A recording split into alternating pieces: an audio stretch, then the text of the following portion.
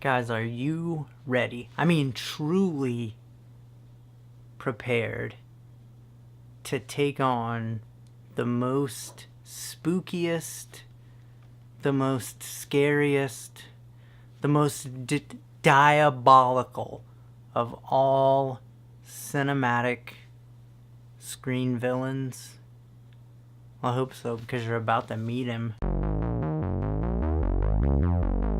Alright, so welcome to Thrift Theater, and this movie is... man, I don't even fucking know. I just don't. I don't know. I mean, we'll get into it. Let's just dive in. So we're going to be checking out the 1995 direct-to-video smash hit Sleep Stalker. Evil never dies is the tagline here. Look at the back. Like, this is just to give you a fucking taste of this movie. Look at the graphic here on the back. This is what we're in for. So, what is this movie about? The scariest fucking thing you could think of. The Sandman. That's right. You heard me right. The Sandman. A man who is made of sand. Yep. Okay, so right from the beginning, all I can think about is Richard Stanley's Dust Devil. I mean, Jesus, like, some of these shots look like they were directly lifted from the movie. But, I mean, I don't know. I guess there are worse things that you could steal from, so if you're gonna... So there's this kid, and he's scared of the dark, and he says some prayers. And then the dad, I don't think he is, because I looked at the names, but I swear to God, when I was watching this, I thought that he was the curly-headed brother from Back to the Future, the one who works at the Burger King, and then he's like the head of some business. But it turns out, probably not that guy. Disappointingly. So then Not McFly and the mom walk out of the room and leave him and tell him shut the fuck up. But so for some reason the Sandman appears behind them, complete with Beetlejuice effects. I mean, there is this cool silhouette thing going on here, and then holy shit! This is fucking creepy. What is happening right now? I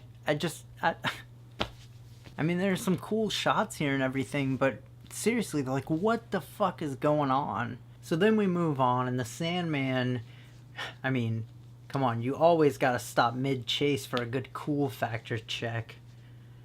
I don't know, this thing I thought was shot pretty well with the kid trying to get the chain. It has like a feeling of dread to it, and it's pretty creepy, and you think he's gonna get the kid maybe, and then the cops show up because reasons. And then the Sandman just fucking disappears and blows out of the window. Who's gonna put the children to sleep now? You! What? Get that psychotic sack of shit out of here. And I'm really glad to see that Discount Tom Atkins could show up. Amazing acting. And also, again, why the fuck were the cops even there? Like, they burst in just in the nick of time, but why were they there? Like, what was going on? Like, what is this entire situation? Do we find out? No. No. So I guess the Sandman isn't really magical because he got shot and stuff, but he did blow out of the window and disappear unless he's really smooth. But then...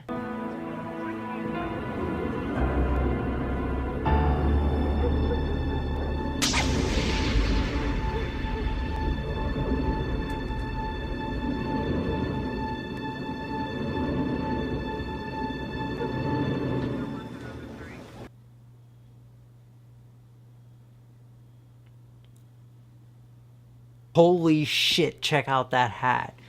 God, welcome to the fucking mid-90s. I wonder how many No Fear shirts are in this guy's closet. I mean, look, he's got the vest even. This guy couldn't get more 1995 unless he was pushing Prodigy internet service on you right now. Look at this fucking guy. Oh, yes, yes, yes, yes, yes! What? Oh, give me a big wet one, darling, because this is it. Take in this moment right now, because we are going to look back on this for the rest of our lives. No. You got the interview. That's right, essay. I am going to interview Dog Sanchez for my gangbanger piece. I mean, this is a guy no writer, I repeat, no writer has ever gotten to. Woo! I'm so proud of you. When? I don't know. They're going to call me, you know, and then we'll go down to the hood and we'll do the interview. We'll get some great photographs, huh? What? What the fuck? What is he talking about? My gangbanger piece? I'm gonna go down to the hood? Jesus Christ.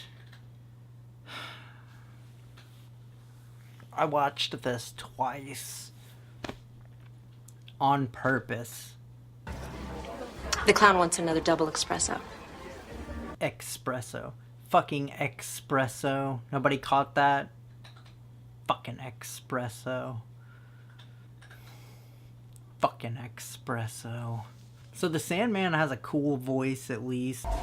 You're being a bad boy. I'm gonna have to put you to bed without your supper. Hey, screw you, you freaking freak. Somebody wrote that dialogue down on a piece of paper and gave it to someone else who looked at it and said, here's a bunch of money, go make this. Someone else looked at it on paper and said, you know what, I'll say this in front of a camera. And then they did. Uh-oh, here's Mr. Magic again. Oh, Mr. Magic. I knew you'd come, Father. The forces of evil do provide. The forces of evil? Never would have seen that one coming. Speaking in tongues, gotcha. I don't know, this movie's trying way too hard and it just makes me want to watch Serpent in the Rainbow. You know what, in fact, I'm going to pause this and go watch Serpent in the Rainbow. I'll be back. 2 hours later. Alright, well that was good. Cleanse the palate.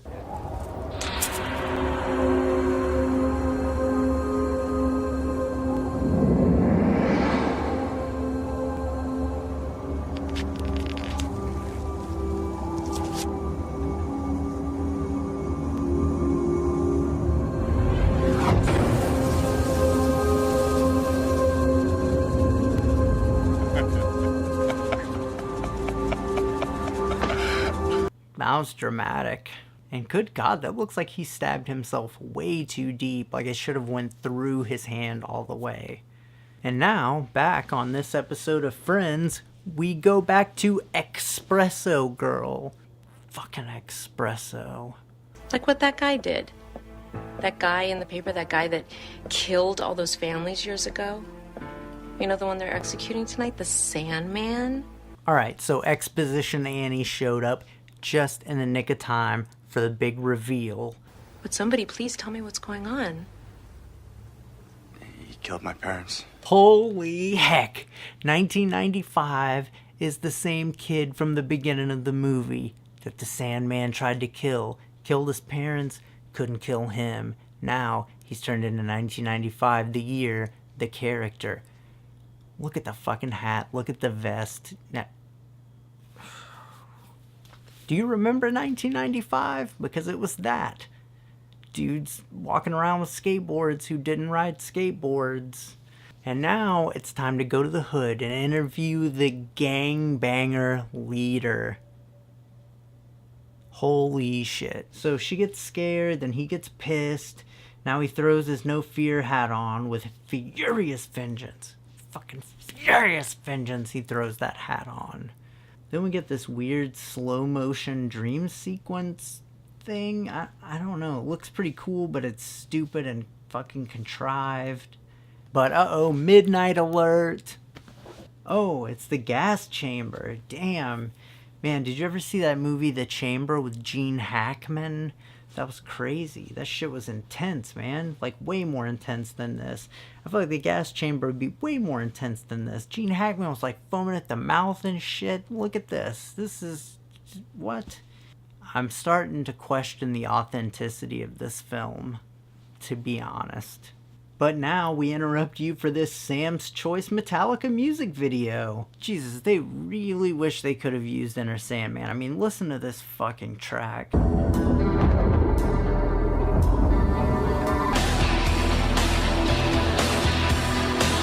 Like, they wanted to use it, they probably used it as a temp track in the cut, and then they realized, like, good God, you know, the Metallica song is like 3 times the size of the budget of our entire movie. So let's just get some bad musicians to cover it, and we'll take that and we'll use it. And that's what we got.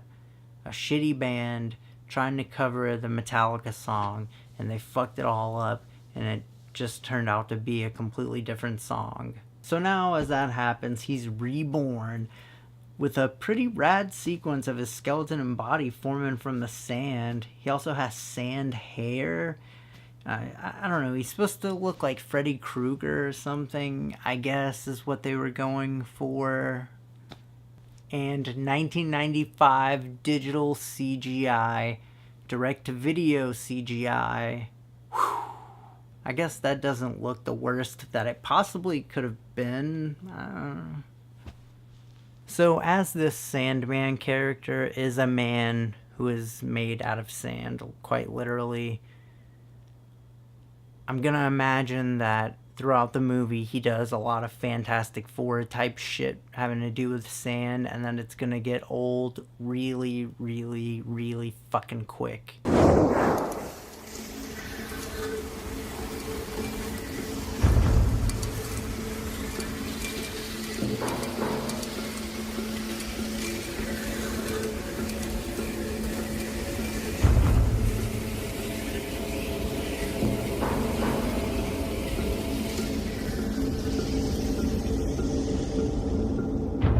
Here we go. So the Sandman goes to Griffin's house to get him, but he has to settle for the roommate. And I wasn't really sure when I was watching this who in the fuck this guy was. I didn't realize it was the roommate. I thought it was one of the gangbangers that Griffin went to interview, and I was very confused about why the gangbanger was on the balcony and what the hell was going on. And it wasn't until the second time that I watched it that I realized that it was his roommate. So I guess the roommate. But that's saying something about how fucking forgettable these people are. So then here's this goofy looking Ken Foray, and we find out that it's his roommate. Wait, what do you mean he got something in his eyes? Coroner said it was sand. Yeah, the cyanide were blowing pretty strong last night. Sand? Sand? Sand? No fucking way. I refuse to believe it. I refuse. Unbelievable. Mind fucking blown. You want protection? You need a gat.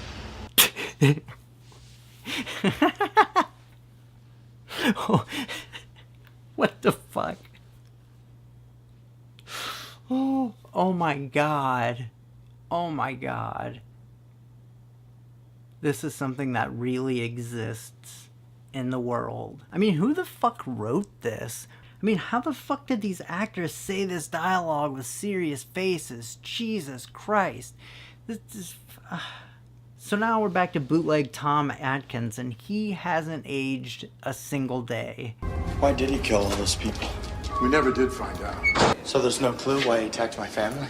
No, he worked a real small area, and the only connection was that every family he slaughtered had a 7-year-old son. Christ, that's 6 families he slaughtered. So we find out he killed 6 families with 7-year-old kids, and Griffin's family was going to be the 7th. So he would have been the 7th 7-year-old to die, but he ruined it. So that's got to be important, right? That's going to come back up at the end of the movie, being the 7th 7-year-old. That's got to be important. So remember that for later, because it's got to come back. Otherwise, why in the fuck would they say that or bring it up? So let's see where this goes. You got nothing to worry about. We got the guy downstairs chilling. Man, this guy's accent's fucking awesome. The minister was one creepy looking guy.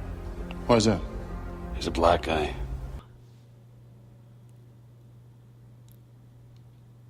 And so here is the devil on a throne or something in a seemingly bottomless abyss. Again, I'm wondering what the fuck is going on right now.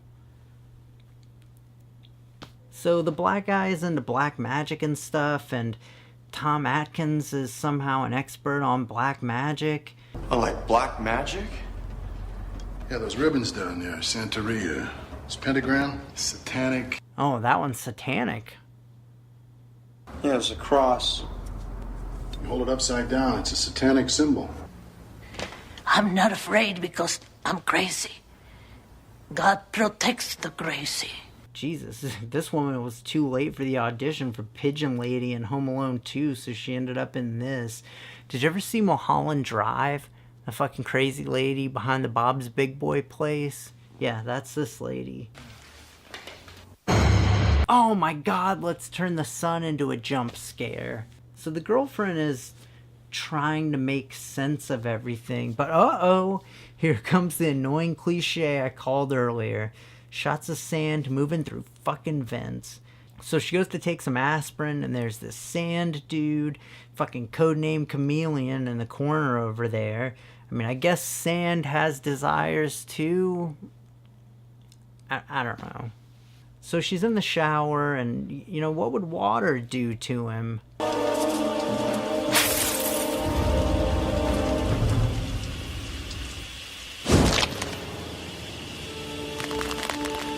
Oh, so he dissolves, and then he regenerates. So, nothing? It does nothing?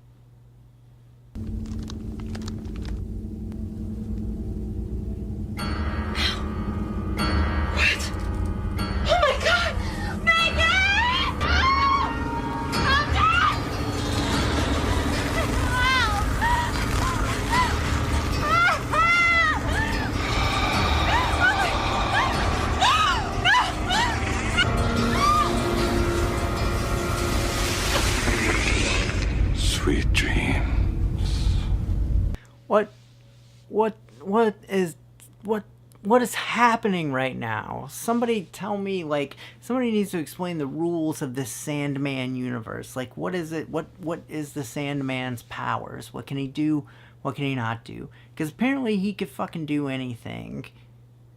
So I don't understand, like, why hasn't he just fucking turned into sand and got into Griffin's lungs and suffocated him? It makes no fucking sense. But uh-oh, more CGI. So he kills the old guy, discount Tom Atkins, and I'm still confused about everything. So he shoots the Sandman, and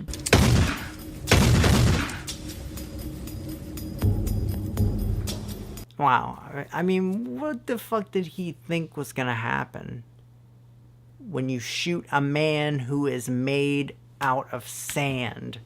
You think you're gonna hit some vital organs? Puncture an aorta?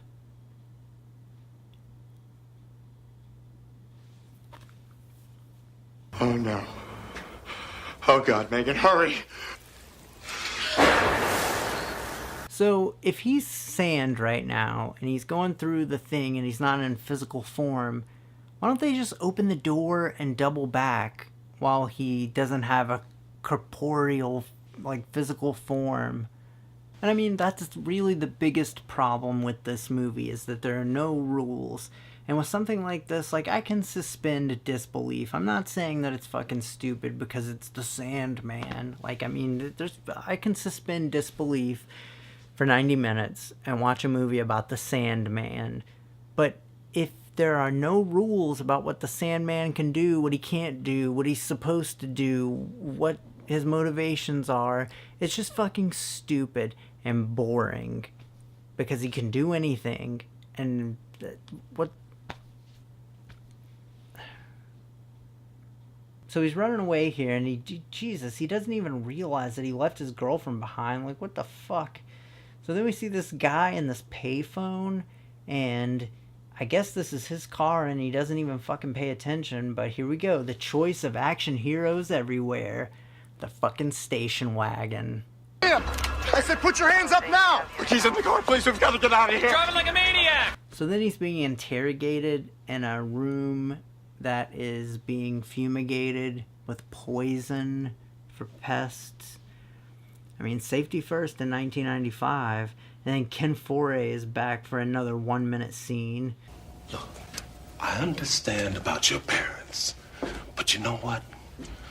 Too bad. For once, I wish one of you guys would just tell me the goddamn truth! I told you I didn't do it! Sit down! But man, that, I don't know, that kind of made it worth it. That was pretty good. So then we get this weird discount Tori Amos song as he goes to jail in a straitjacket, and he's left in his cell during this fumigation. So also at this point I'm only half paying attention because I'm playing Final Fantasy III on my DS while this is playing. I'm at the end and I had to rewind it 6 fucking times. Summer complained because I kept backing it up because I couldn't figure out why the fuck he was in jail. I'm gonna get the hose! So I guess sunlight damages him. Although, I don't know, like, there's only one small sliver of sunlight and the rest is darkness. Why couldn't he just go through the darkness, turn into sand like he does? Like, this is another thing. It's like he has these extraordinary powers that he uses to kill someone, like the roommate. Why doesn't he use that here? He could use that, but he doesn't. And it's stupid. Sunlight saved you. Sleep tight. I mean, shit. Good thing you were there to tell him, because this dude is far too dense to have figured that out. I mean, how often do you see the bad guy have to tell the protagonist what his weakness is directly? So then there's a flashback of him being beaten with a sewn mouth shut. Okay, I guess that's the Sandman as a kid. I don't know what the hell's going on but that's par for the course for this fucking movie so far. So she breaks him out of police custody. Then they go off and they find the voodoo preacher, devil, demon guy, and we get to learn about the power. Finally, the Sandman power is going to be explained. Do you know why you've come? To end it. To start it. Because you are the one. So basically, you are the one, Neo, is what he's saying, I guess. Okay, so here's the whole thing with the Sandman. He has to kill 1995, the character, in order to sever his last mortal link to this world. So maybe that's where the 7-year-old comes in? I don't know. But so I guess the reward for that is to be the Sandman forever or something. Or else he's not sand anymore. I'm not sure. They never explain this in the movie. They also don't explain the power in the movie that he has. He fucking lied to us. He said he was going to explain the power. Didn't explain the power. So we've learned nothing. Except that he has to kill Griffin, which we already knew. He was obviously trying to kill him. So instead of telling us about the fucking power, this voodoo guy goes to tell us a story about the Sandman. It's this kid who got beat by his dad, and I guess the dad sewed his mouth shut so he couldn't cry. And then he saw a baby, and he cried, and he stabbed his dad to death with a mirror. So, big twist, the Sandman and 1995 are brothers. Whoa. Blew my fucking gourd. So he was the baby. I don't know. But okay, so there's this picture of the father and 2 kids right here. One's like 15, one's maybe 9. We don't see a baby.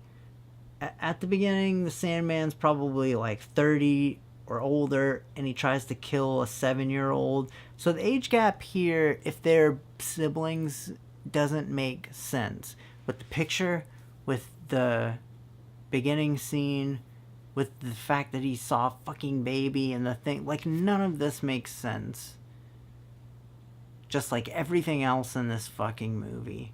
So I guess he killed the other 6 families looking for Griffin. So you remember that whole 7-year-old thing? Yeah, throw that right out of the fucking window, because it means nothing. It had nothing to do with anything. He was just looking for Griffin. And also, he seems fucking, like, omnipotent. So, what the fuck? Like, why did he have to try 6 times before finding him? He knew his fucking name. So, I don't understand why he couldn't just go there directly. It doesn't make sense. So then we get more sand coming through cracks in the fucking walls. Totally called it.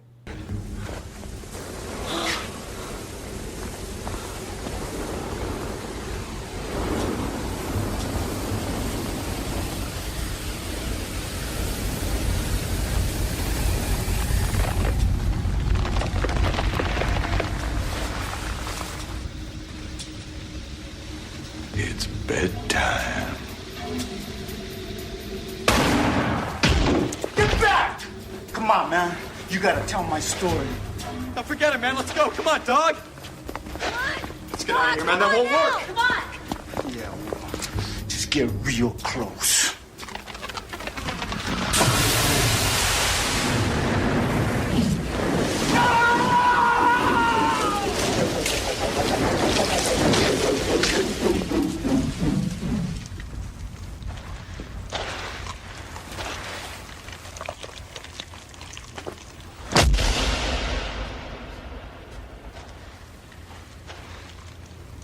Okay, so that happens. I mean, again, what the fuck are his powers?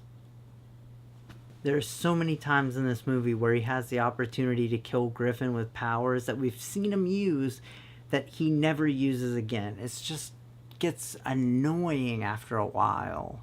I mean, honestly, at this point, the Sandman is just having way more trouble with this than he should. So now they're doing this Die Hard type shit, crawling through the vents, and there's this explosion.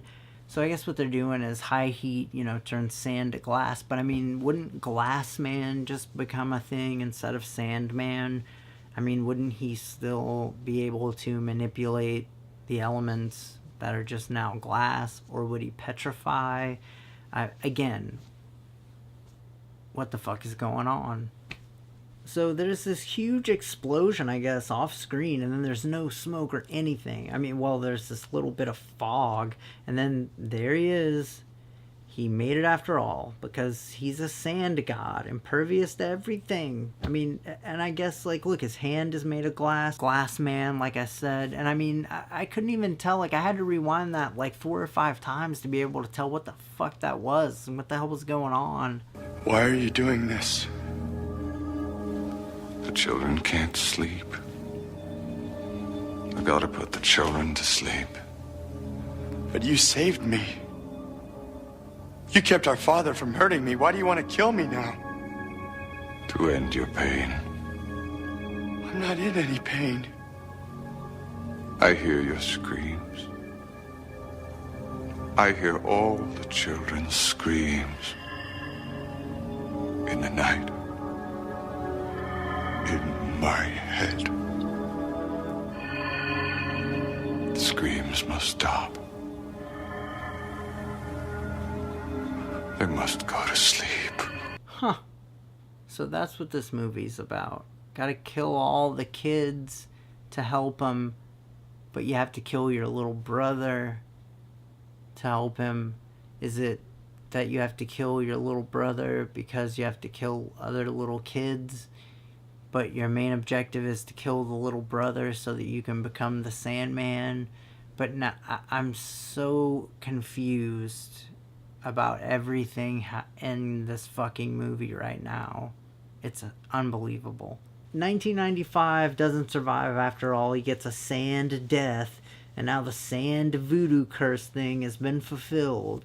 But so anyway, now he's gonna chase this girl with the glass knife for reasons. And I mean, what the hell exactly is supposed to happen when he kills Griffin? He becomes invincible, but I mean, he already was. Is it like a hocus pocus type situation where, you know, you only only as long as the black flame candle is there, and then you gotta get the souls? Like, he has to kill Griffin, or else he'll just become non-conscious sand and die. If they said it at any point in this movie, I wasn't paying attention, so I don't know, but I don't think they did. I don't think they ever explained any of this. Either way, I'm just totally confused. Rest in peace. So of course we get our obligatory 80s action movie one-liner, because 1995, why wouldn't we? And this is followed by a goddamn epic explosion and a fall from like 75 feet at least in the air that leaves her totally undamaged. I mean, check out the hair. Did you, like, look at that fall again, and then look how her hair is. Are you kidding me? Like, every bone in her body should be broken. So there should be bones that are broken and poking out of her skin. Good God. But so now he's glass and he's on fire, I guess. But earlier when he had the glass hand, he manipulated into a glass blade. So also, if he killed Griffin and he's invisible, how did he just die? I don't know. Oh well, here's another explosion. So now she, I guess, takes Griffin's ashes and throws them. Then there's Voodoo Man in a cloak and nothing. Nothing. That's it. That's the end of the fucking movie. What did I just watch? What the fuck did I just watch? I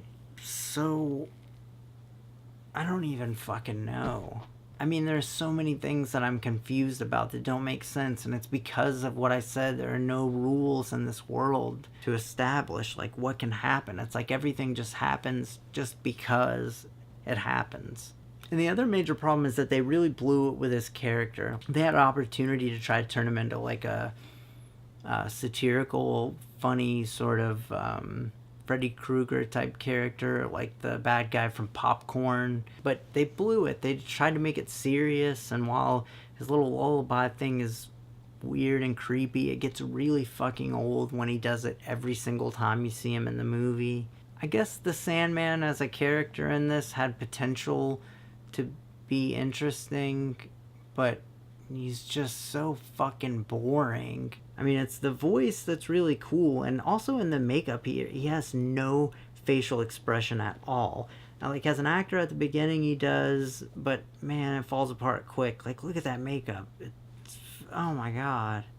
I don't know. I mean, I guess this movie has the feel of other mid-90s movies that were kind of in this vein, like Wishmaster, but I don't know, man. If I were you, I would just go watch Wishmaster instead. So I don't know. I think ultimately I would not recommend Sleep Stalker. It is not good. It is not... It's confusing and not in like a fractured narrative, David Lynch kind of way. Like someone wrote this and didn't understand how story structure works.